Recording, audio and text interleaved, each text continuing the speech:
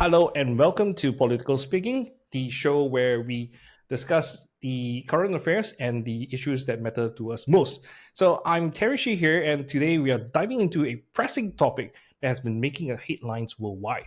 So we will be discussing the recent declaration of martial law in South Korea, a move that has sparked intense debate both locally and globally. We will compare the South Korean situation with Singapore and how such a scenario will play out in Singapore. What lessons can we learn from there? So joining here today with me is Dr. Thum Jin, founding and manager director of New Naratif, and Sean Francis Han, former chief editor of Wake Up Singapore. Maybe can we start off with the views of PJ and Francis for their views on what transpired in South Korea so far? I think there was an interesting point that you were talking about earlier, right? That we were discussing earlier that I think is powerful and pertinent to the discussion, which is that that Parliament was shut off, and that some level of civil disobedience, right, if we could call it that, was necessary for the members of Parliament to get into the building, right? You could see on TikTok how people were kind of clamoring and climbing over the steps, trying their best to get into, really defying the blockade that was trying to separate them from getting in, right? And I think that that's just such a powerful image and such a powerful idea. When it comes to demonstrations, right? This idea of sometimes coming into or brushing against the law, right? When the stakes are that high, right? So I think that that's something that really has to be iterated and reiterated, right? That these individuals, these politicians, really saw what they had to do, and they went about it, right? So I think that's a mark of some courage and bravery that I think does need to be highlighted and mentioned, right? Yeah. For me, the why the martial law happened is really ludicrous, right? It's because of political deadlock, because you have an extremely right-wing president and a left-wing parliament, and they couldn't agree. And not being too familiar with Korean politics, my understanding is, attempts at compromise repeatedly failed because one or both sides was intransigent. And this, to me, we have this idea that government should be efficient, government should act fast, right? But it doesn't really, government doesn't act that, governments don't act fast because they have to take into account the views, the needs, the concerns of every single constituent. And, one thing I've said a lot is that even in a single family, right, you can't agree, father, mother can't agree, parents, children can't agree, but somehow we take it to a national level, and people think government should be fast, should be efficient. But you simply cannot have fast or efficient government and also take care of and represent the views of every single person in the country. It's not possible. So where is that happy medium? And I think there is this desire among really right-wing people, especially when they look at a place like Singapore, to think that parliament can be fast, that lawmaking can be fast, that things can be, if only we're unified, right? If only we're all together. But South Korea reminds us that really unity is usually at the expense of marginalized smaller voices, right? You have to run roughshod over these voices. And this fiction that we can just get things done quickly if we're all in this together, really then creates this unrealistic expectation for governments. And I think, more broadly, one of the dividing lines in modern society is not so much an old-fashioned left versus right, but more of a sense of how do we have the most effective government? And I think there are people, regardless of their actual views on issues, people who believe that government is most efficient if we're all in this together and we're all unified, right? And that people who aren't entirely happy, you keep quiet. Next time will be your turn, right? On this issue, you compromise now. On the next issue, someone else will compromise. But no matter what the issue is, we all have to be unified, and then government will be efficient, and the country will grow strong, and the rising tide lifts all boats. Versus people who think that the best form of government is to raise issues from all sorts of marginalized people and constantly raise up issues, right? And that way you ensure that no one's voice is left out. And I think that we tend, the group of us here tend to be more on that side of let's all raise issues. But there are a lot of people who genuinely believe that government works best when we're unified, right? And that the rising tide lifts all boats. And I think the martial law kind of is a conflict between that view of effective government and society, and we need to ask ourselves, what are our expectations of government, and are we being very realistic um, about how it works, but also how do we reconcile these very, very, very different views about how government works? On PJ's point, I think there's a couple of stuff that we can actually explore, which is you mentioned about how when talk about unity, it's really about more of the vocal majority rather than the population at large.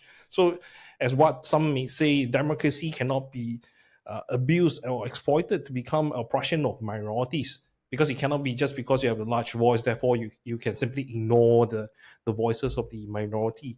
And also, we have this issue also about you might have consensus. You might have might have consensus with the voters, or say the public generally agrees. But then again, we have to also acknowledge that in many times, especially in a large country, you have an asymmetry of information. What they might be agreeing on might not be what they know what they're signing on. It's you cannot just say that, oh, public opinion is so and so, when we at the same time, the government also acknowledge that there are misinformation being carried out, disinformation being spread. So what the voters are calling out for might not be what they wanted. So which is why you need time to really look into what the public is asking for, because what they are calling out for might not be what they really want. Its goal seems as democracy all around the world, whether it's US or European country, I think, for example, Brexit. When people voted for Brexit, did they really know what they're voting for? Because a lot of them, if you were to ask them now, they were voting for something which was not covered in Brexit. So this is where I think democratic practices has to be really fine-tuned and really looked into. And another point that's I think the more important point that the South Korean martial law incident, I think, raises to me is, where is that line? Where is that line in terms of where the people cannot accept? As in, you cannot just keep passing laws and say that, okay, this is legal and therefore we need to accept it. I think there needs to be a point in which in US, for example, the moment you talk about guns, taking away the control of guns, they will just invoke the Second Amendment, that the Americans has the right to possess arms. So to them, right, that's the line that they cannot be crossed. So you cannot say, because of whatever consideration of whatever issues, you pass law to legislate control of guns. To them, right, that is their fine line. So for South Koreans, I believe it's the right to democratic practices, the freedom of assembly, which the martial law basically simply revokes. I think that's their fine line. So we also have to ask Singaporeans, so where is your fine line? Is it that if you cannot withdraw CPF money, that's your fine line, and then you go on the street to protest? So I think we need to look back into us and say, okay, where is Singaporeans' fine line on where they cannot accept the continuous passing of laws to make seemingly tyrannical actions as acceptable? Yeah, So it's not just a fine line, right? It's about the process through which these decisions are made. It's about how adequate your representation is in government. The problem with Singapore is that the PAP has always defined democracy um, as long as you have the opportunity to voice your views to the people who make policy, that's democracy. Rather than what democracy actually is, which is people having genuine representatives of them seated at the decision making, at the policy making table, right? And that's a very significant difference. So, for example, if you have what reach.sg, and the PAP's argument is as long as you speak out and put your view in on this issue, we have democracy, right? But inevitably, the policymaker will receive your view and then just set it aside, reject the view, say that, oh, for the good of the nation, long-term view, and all these usual trite phrases. They say that, we have taken into account your view and it is not enough, right? But the problem is, of course, that the representation at the table in Singapore is overwhelmingly, elite. It's overwhelmingly rich people. It's overwhelmingly men. It's overwhelmingly Chinese men who were officers or senior civil servants, bureaucrats, and who are English educated, of course. And so it has a very narrow view of the country, right? It's overwhelmingly people who are capitalists, people who have money to invest, right? People who are property owners. That last one is particularly egregious, given like 85-90% of the country doesn't live in property they own. They live in HDB flats, which you lease, you don't own. But the ministers are overwhelmingly property owners, capitalist investors, right? And so they have a very different view of things. So it's not just, I think, Terry, it's an important point. Where's the fine line? But that fine line can change depending on, hey, is government actually representing us, right? Is the government actually people who understand us, people who are genuine representatives? And I think that's as big a problem in Singapore as anything else. That if you look at the people, the cabinet ministers, right? If you look at the people making policies, they're not representative really of the people at all, right? They're parachuted in, they're senior civil servants, they're former generals parachuted in, having spent their whole career in government with no real understanding of how much it sucks to be a Singaporean right now and how expensive life is and how difficult life is. So many rules, regulations, right? So we need genuine representation in government. And I think that then will, affect how decisions are made and whether they represent. I wonder if you go on what PJ said about this ruling party's idea of democracy. This was actually highlighted in Lawrence Wong's speech, isn't it? His speech in the 70th anniversary, in which he talked about that there's democracy in Singapore, and that you have representation of the people, opposition, even when they have it, through NCMPs.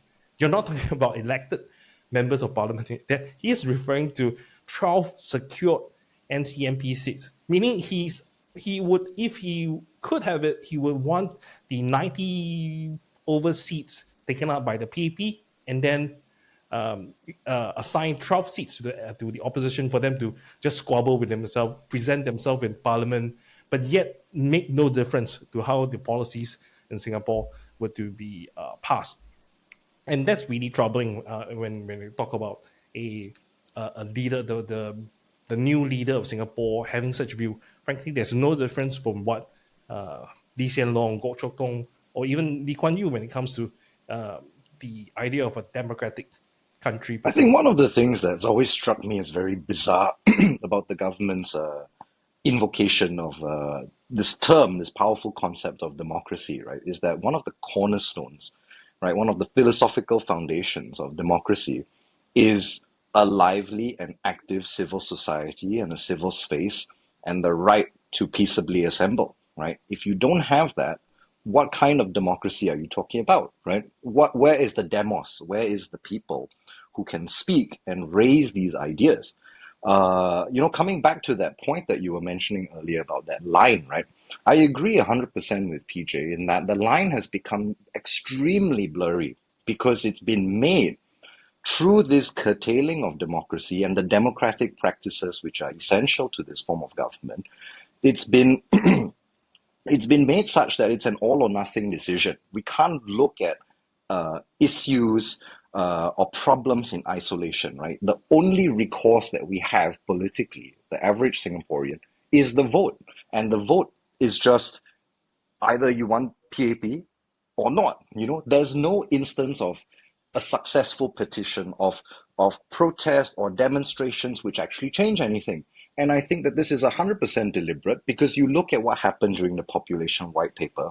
The government definitely looks around the region. It looks at the effectiveness of, let's say, the umbrella protests in Hong Kong, right? It looks at the Arab Spring. It looks at at Standing Rock in the US. It knows the power of the people when they can come together and when they can exercise their democratic rights. So by turning it into an all or nothing, PAP or not, and then weakening the not, weakening the opposition, which is the counterpart to the PAP, and fear mongering the living hell out of voting opposition, they've turned this process into something that barely resembles a democracy any longer, right? And because of that, the lines can be pushed, the lines can become blurry, because you're looking at an issue that, let's say you're looking at the housing crisis, you're looking at the rising cost of living, you're looking at the treatment of migrant workers. You say, I don't like this, right? I wish there was something I could do about it. The only thing you can do is vote. But that vote becomes so all or nothing. It becomes either PAP or opposition. And when you look at the opposition, which has been crippled and battered into the ground by the government, it becomes a difficult choice to make. And that's the thing. That's why that right to peaceful assembly is such a cornerstone, foundational tenet of democracy, and it's just gone. It's just missing. So every time the government invokes this word democracy, I'm like, what kind of democracy? How can you say I have democracy and then take away the foundational pillars of this historical, this powerful concept? It doesn't make any sense to me. Prior to the passing of the Public Order Act amendments in 2009, Singaporeans could still assemble in groups of 4 legally. So if for those people, for people who wish to express their support for a certain cause, they could gather in groups of 4 without having to apply for a police permit, because the law at that time allows for a gathering of no more than 4 persons without a police permit. However, with the passing of the amendments to the Public Order Act in 2009 by our dear Mr. K. Shanmugam in Parliament, it made it such that even if you're one person assembling, which is very weird use of the word assemble, you would be found guilty of illegal assembly without a police permit, which is what happened to people like Jonathan Wem especially, and you have other individuals being investigated for that. I personally have applied many times for a permit to assemble alone in public places in Singapore. I applied for in Raffles Place, in Commonwealth, in where is that? Pasir Ris, and the more extreme one, I applied for a sign to public assemble at a signpost in Tuas South, which is actually the western extreme of Singapore, for 10 minutes. And then my police permit was also denied for the on the basis that it causes a threat to public order, which is I find it very ridiculous. And I think this is the thing. We keep having our constitutional rights being eroded through this passing of bills, passing of laws, which frankly in other countries, in democratic countries, would not be acceptable, because this is where I talk about this fine line, in which where would be the limit in which the people would label it as unacceptable. And perhaps PJ could chime in terms of how the ruling party actually relied on public assembly to get where they were back in the colonial days, pre-independence, because it's so ironic in which that they have passed so much laws to disallow public assembly when and procession when they are the ones who benefited from the freedom to do so. Actually, yes, that's exactly the point I wanted to bring up, Terry. I have a series of articles on New Narrative on at newnarrative.com/principles of democracy, in which I try and interrogate what on earth is Southeast Asian democracy, right? Because every Southeast Asian government says they rule on behalf of the people. Most Southeast Asian governments say we are democracies, including Singapore's, right? Don't forget our pledge, right, to build a democratic society. But then in the same breath, they'll say, oh, democracy is a Western concept. We don't, want that here. So, okay, what is Southeast Asian democracy, right? And I approach it from a problem solving perspective. And every historical figure, intellectual that I quote is Southeast Asian. So one of the things I point out is that in order for you to have good governance, right, you need the participation of people. Every government says we govern on behalf of the people. And governments, including Singapore, say we want people to speak up, we want people to be involved. Okay, right? If you want people to be involved, what do you need to guarantee then that people will get involved, right? That people will speak up. And that leads us to the three fundamental freedoms of political involvement: freedom of expression, freedom of assembly and association, and freedom of thought, conscience, and religion, right? And without those three things, people cannot express themselves freely, safely. They cannot get together and talk to each other, and they cannot make their voices heard. So the first point I want to make is that these three freedoms are not, and democracy in general is not some abstract thing. It's not some ideal that's unattainable, and it's not Western, right? Which brings us to Terry's point in that during our struggle against, colonialism, right, in the decolonization period of the 50s and 60s, the PAP and other parties freely used the freedom of association and assembly that the British protected at that point, right? Even though there was an emergency going on, they still tried to protect that freedom to allow legitimate political parties to form and to express themselves. And even though the British believed that Lee Kuan Yew and the PAP were, a communist front, right? They still permitted them the freedom to hold rallies, to, make political speeches, right? To bring people together to listen to these views, anti-colonial views, right? Views against colonialism, against the British. And it's on the back of this ability to hold protests and to organize and to protest specifically against the government that the PAP was able then to get elected. It's grassroots, it's mass-based with the trade unions, the student and cultural associations.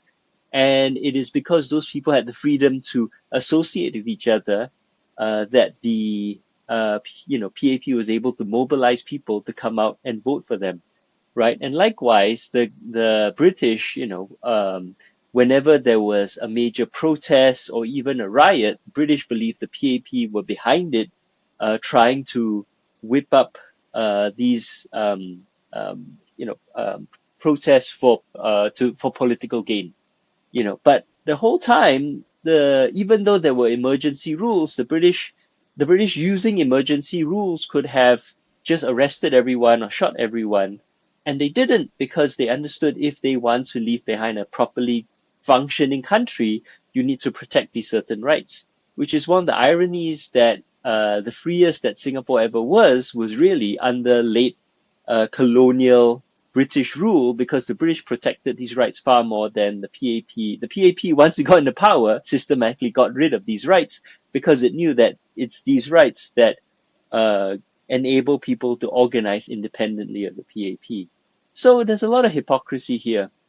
But the last point I want to make also is, if we think about martial law and you look at the rules that were promulgated in Korea, right? And I think I have it here. I just want to read some of these rules that were announced by the general who was in charge of martial law, right? All political activities are prohibited. all acts that deny or attempt to overthrow the government prohibited, all media and publications subject to the control of the martial law command, strikes, work stoppages, rallies that incite social chaos prohibited. That's the normal state of affairs in Singapore, right? We think of martial law as something extraordinary, but these things, this is what the normal state of affairs is like in Singapore, and that's because when the emergency was declared in '48, a lot of the laws that were declared under the emergency were then moved into the statute books, right, and normalized after that. So de facto, Singapore has never left the state of emergency, and those rules have only gotten more and more tighter, right? So it's quite funny to look at Korea and see their extraordinary martial law, and then look at that and realize, but that's just a normal day in Singapore. And I think that's part of the problem. We've been so normalized to martial law in Singapore that we don't realize how we live is not normal, right? Other people don't live that way. Having constant fear of the government is not how things are supposed to work. Your government works for you. They are your employees. Your taxes pay them. They govern on your behalf. Yeah. What's your thought on this, Francis? No, I think that that's a very sobering way to put it, right? That we've just been under this for so long. And then if you look at sort of recent years, how they've taken this, this state of martial law and slowly created these small increments, right? From not being able to, from having this public assembly and then shrinking it down to this ludicrous idea that one person can be a public assembly that is disruptive to public order, and then bringing that further, with things like POFMA, bringing that further with their adaptations of this Fox state of emergency to the social media space. Yeah, it's frightening, right? It's a very sobering realization to realize that what drove these massive state of chaos, this massive state of protest, which are ongoing to till today in South Korea, is a normal fact of life in Singapore, right? And has only gotten worse over the last couple of years, right? Despite whatever kind of media image branding the government would like to put up, with Lawrence Wong coming up on stage with the Apathy song, putting on this kind of nice phrase, this nice face, right? This new, this deliberative, this direct democracy, we will engage the people. No, I mean, really, you look at the facts, right? And you look at this very brilliant, sobering comparison that PJ has brought up. It's terrifying, and it should. Yeah, he's right. It really shouldn't be the way that things are. But then, really, what is the recourse here, right? How do we sort of fight back about this, right? Is there awareness of this in the general public? I think that's kind of the frightening thing here. On your point, Francis, it seems that in Singapore, democracy can only be practiced every 4 or 5 years through the general election. Precisely. And then what Singapore population or even the government, right, simply expect, okay, at the election, what you would do as voters, you would just sign us a blank check. You will sign us a blank check and then give whoever is being appointed ruled as the ruling party by securing over 50% of the votes, right? You have the right to do whatever you want because I already secured the mandate of the people. So even if I pass any tyrannical laws, I will just say, oh, the people voted, the people chose this government. So you cannot question us. You have to question the people who voted us. And the point I always want to raise, right, is that this is just not democracy at all, right? North Korea has elections, right? Tons of tyrannical governments around the world that we would, scoff at or that we would be horrified at, right? They hold elections. They will let you exercise your right to vote because they know well and good that the odds are stacked so far in their favor that in the last couple of years, gearing up to the election, they have stacked the cards in their favor. There is no space for assembly, for people to organize. There is no freedom of expression, freedom of speech, right? the ideology, the media is stacked in their favor, go exercise your right to vote, right? I mean, that's the same thing that we're having in Singapore right now. It's fundamentally not democracy. Democracy is not just you get to the ballot box and you cast your vote. There are a lot of things that go into democracy, right? This is not a concept that was just invented yesterday, right? You know, democracy is a complex and beautiful and powerful machine that has been refined over the years, right? It's got a lot of moving parts in it.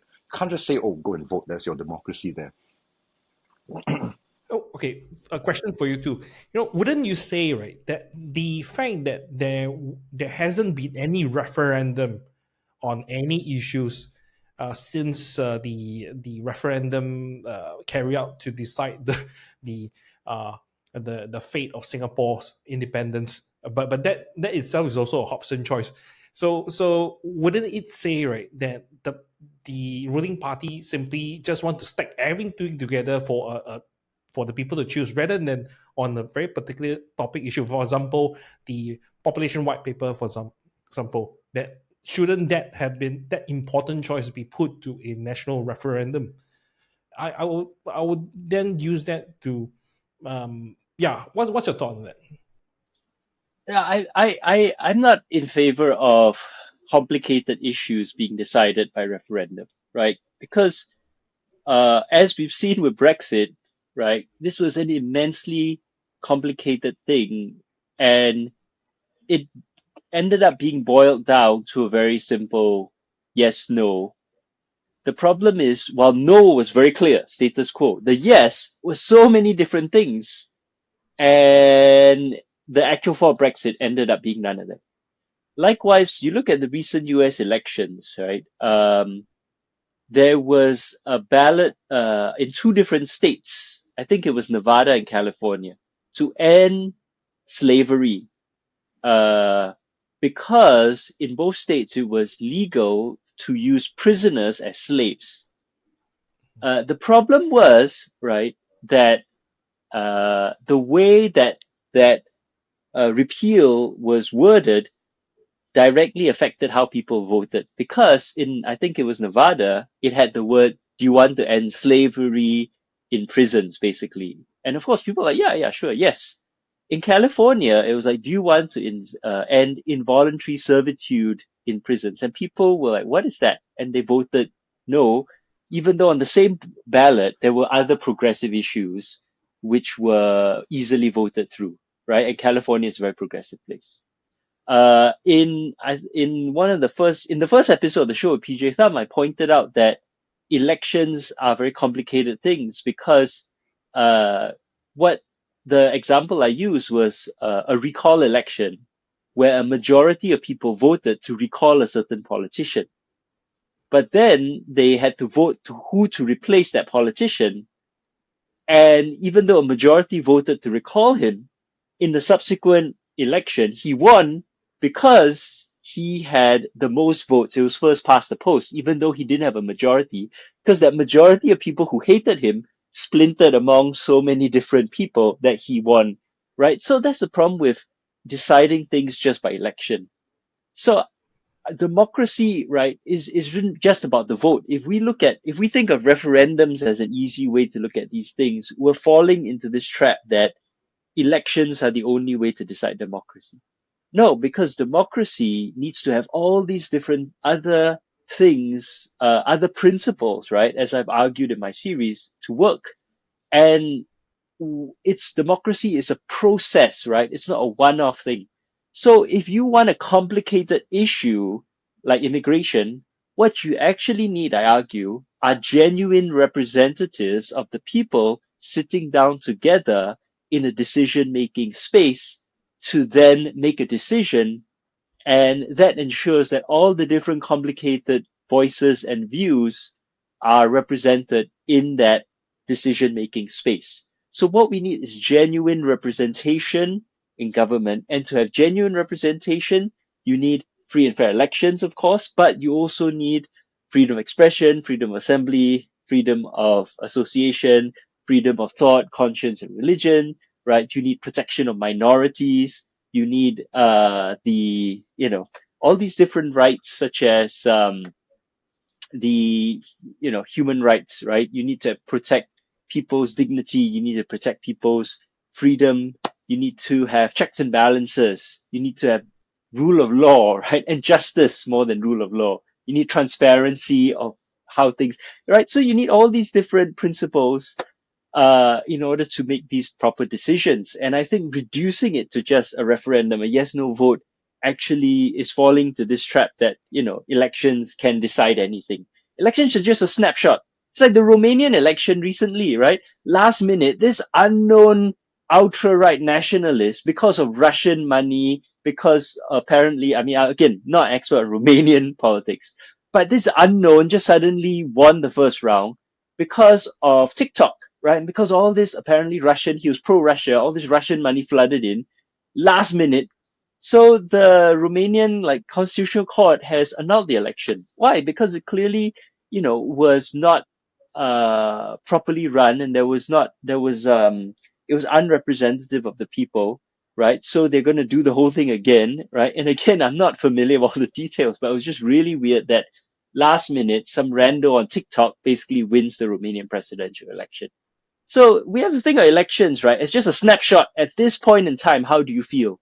Yesterday, you might feel different. Tomorrow, you might feel different. So that's no way to make any sort of decision. It's just a snapshot. So really, you need all these other things, proper debate, discussion, right? Months and months of, I argue, you need a long period of elections, right? Not our 9 days nonsense, but months of actual debate, discussion, evaluation. You need a free media.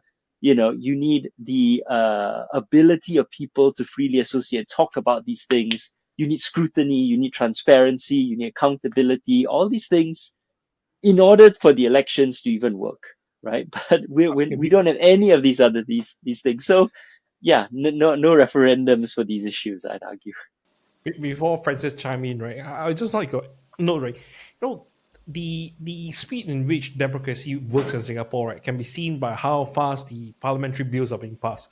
In other countries, it takes weeks, if not months, for between the second and third reading of the parliament bill.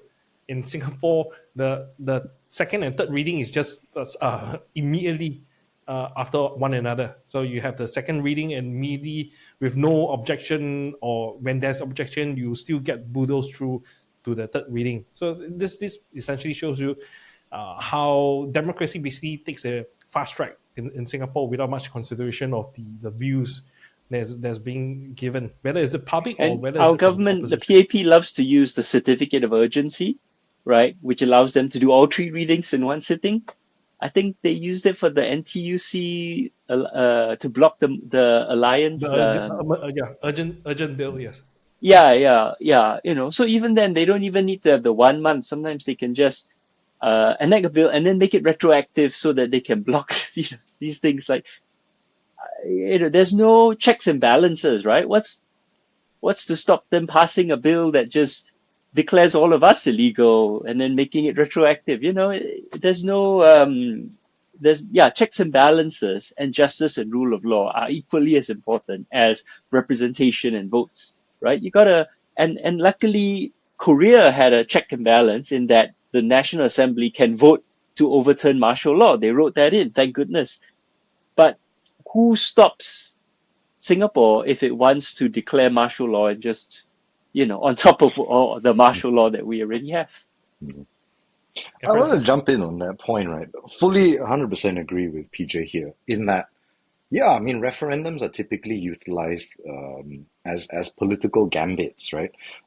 Even right now, not quite a referendum, but you sort of see what's going on in France, right, with the snap election call.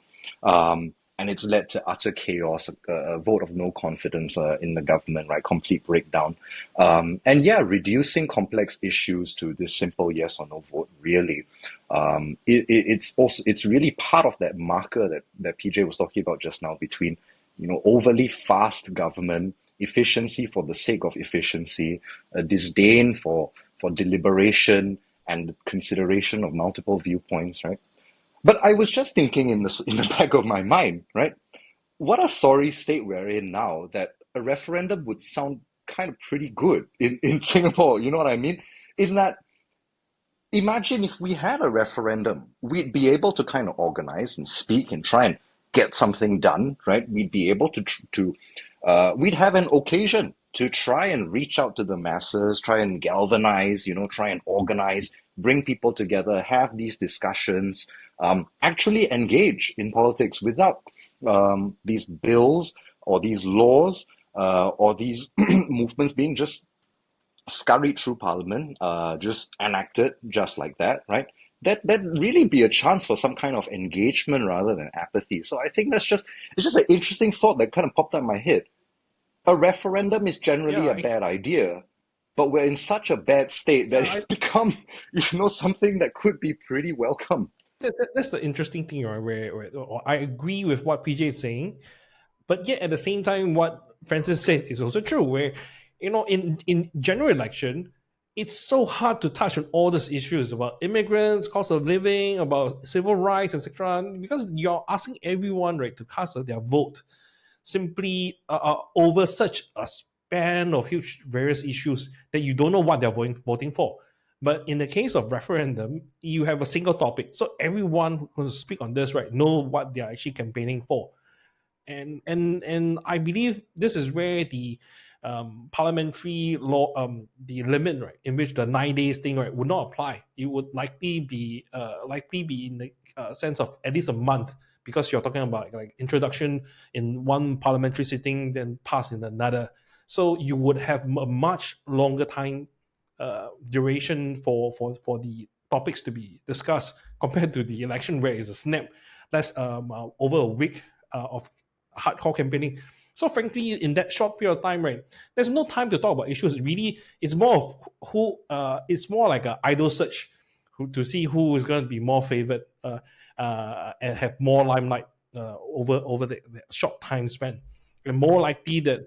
And that's why the ruling party stands a advantage, because they have been showcased over the year or so, whereas the opposition, frankly, a lot of them just pop out of nowhere, not to of their fault.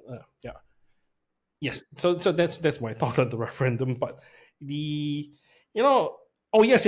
Let's go back on this thing, right, in terms of what PJ mentioned about the need for discourse and the need for civil liberty. Would both of you agree that Singaporeans have been so, I wouldn't say dumbed down, but in terms of like being made to believe that democracy is too messy, so they would want to have a simple solution. They want to like have a McDonald's meal where they would just like pick, okay, option A, option B. They don't want to have a la carte choice of what would actually they would want to subscribe in a democracy. They just want to say, okay, what I want is, or they want to be presented what they could have, rather than thinking of what they aspire to have. I mean, I think that it's a global phenomenon, right? I don't think that Singaporeans are necessarily any worse off than people around the world. You look at what's going on in America, right? Basic understanding of political philosophy, basic understanding of even economics is just kind of missing. Yeah, I mean, generally, when it comes to simple, easy decisions, I don't think that the world is much better off than Singapore, and that's just because political education is just not taken seriously in many governments, many education systems around the world. It's not something that is a part of our discourse, is part of our foundational education very much. But I will, however, say that where perhaps other countries are slightly better off is that opportunity for political education, the opportunity for organization, is a lot more apparent, right? So whenever you sort of see these, like let's say the rise of populism or Trumpism going on in America, almost immediately, you will see, right, people organizing, right, abortion clinics coming together, political education groups coming together, right, minority groups coming together to try and get people, who don't have access to vote, right, trying to get their mail-in ballots in, right? So you see people organize, you see people try and educate. And in Singapore, you don't have that. You have the first bad part, which is, this lack of political education. But it's so difficult to counter that, right? Recently, we saw with Massoud, with the death penalty as well, right?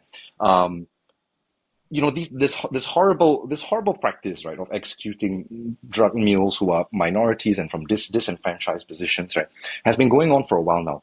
But when organizations try and counteract that, immediately they're shut down, permit revoked, right? POFMA, you know, all manner of harassment, investigation, all of that. That little bit of organizing to counter the lack of political education, right? The dearth of discourse, the kind of oppressive regimes and maneuvers that the state is presenting, that counter is just not there in this country. So that's the sorry bit for me. Yeah. I also just want to add that, the modern world is very, very complicated and people are exhausted uh, through non-stop crises, right? We have a crisis, we had the pandemic.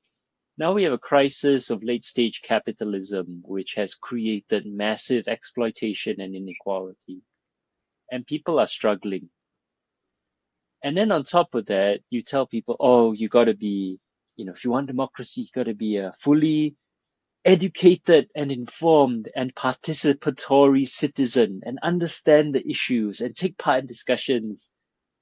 And I have a lot of sympathy for people whose response was, what? Oh my God, really? Oh, God, I'm so tired.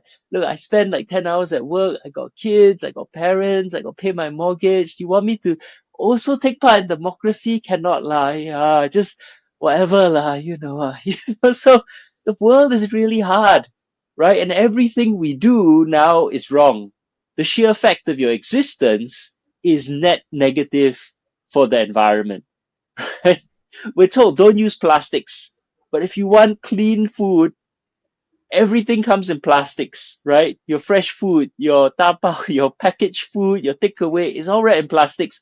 How is a person supposed to feel like they are a good person in this world where we're constantly told, oh, you gotta, do this, do all, like everything is so stacked on our shoulders, personal responsibility, when actually the problem is so systemic, it's global.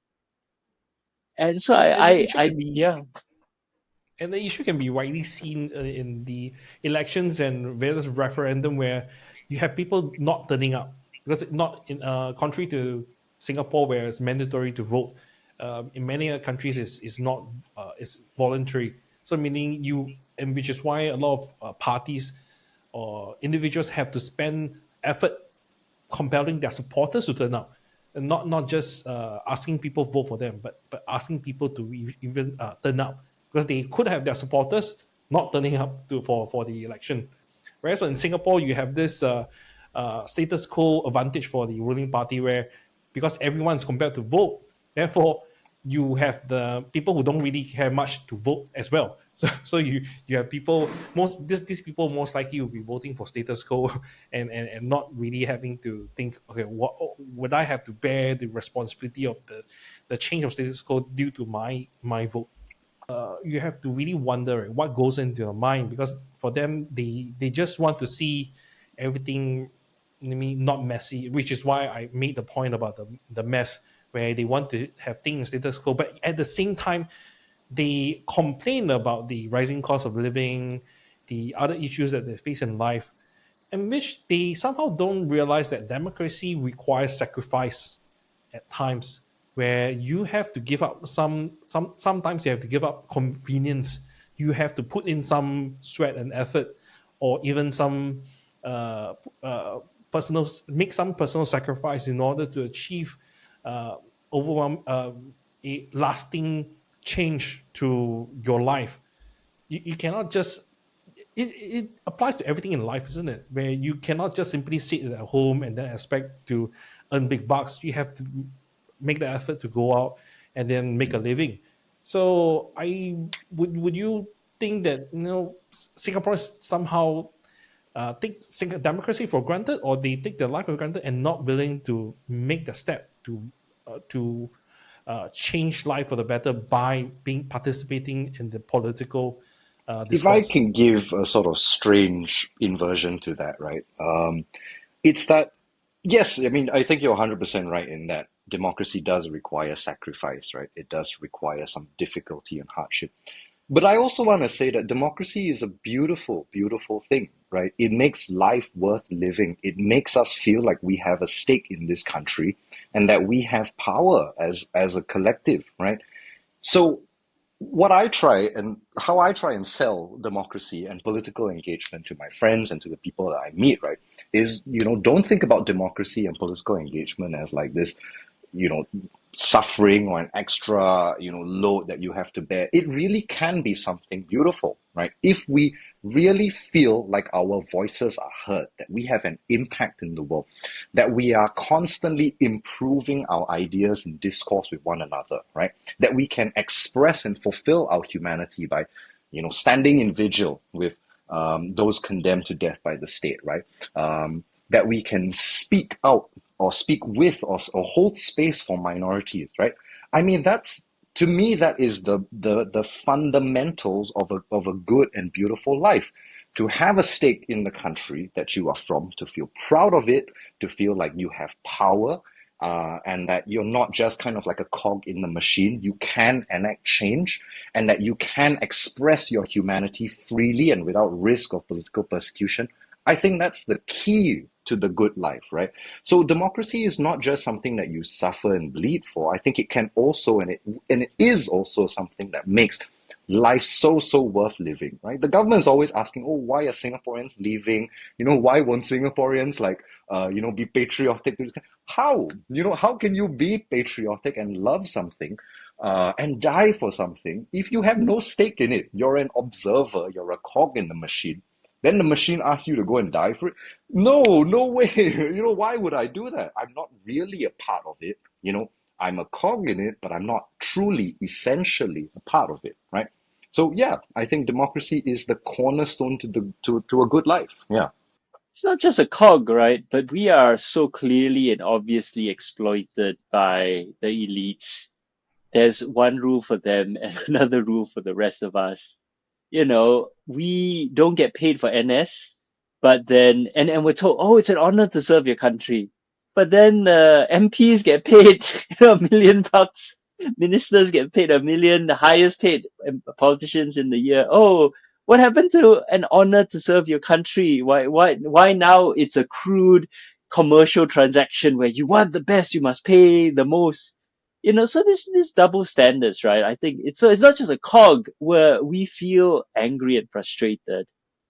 And then I think the other thing is I don't want to blame Singaporeans. Singaporeans were already exhausted. We already worked so hard. We're already struggling to keep up the car payment, the house payment, all the exploding cost of living. And when Singaporeans get the opportunity to be political, they're actually very political.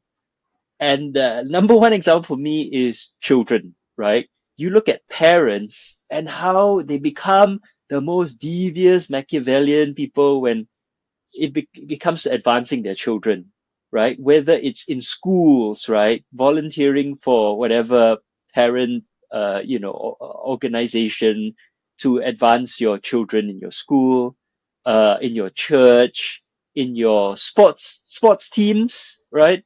Parents like meddle in their kids' sports teams like no one's business.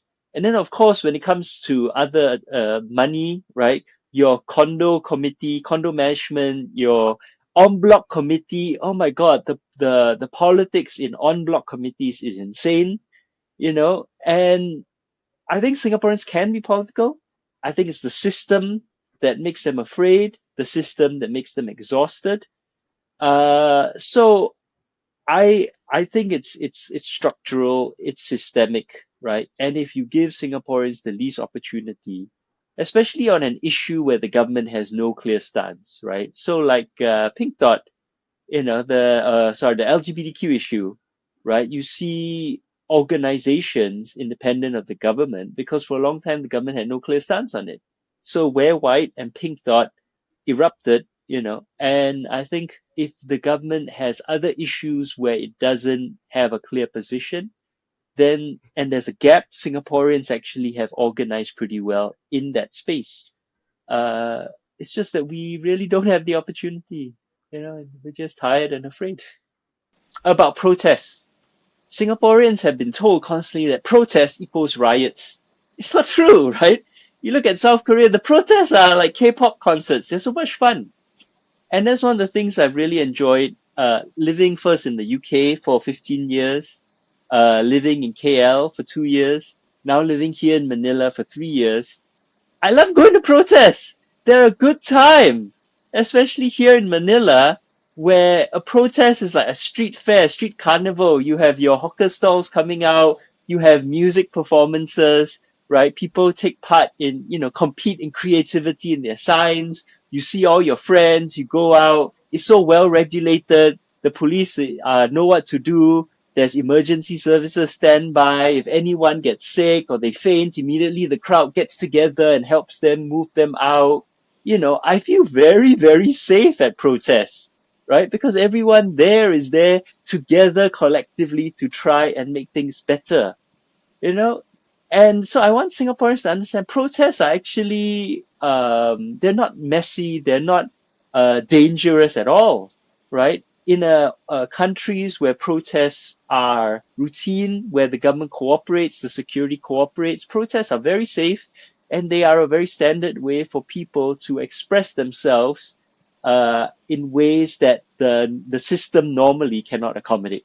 So don't be afraid of protests. Protests are fun. And thanks, PJ, for bringing that point.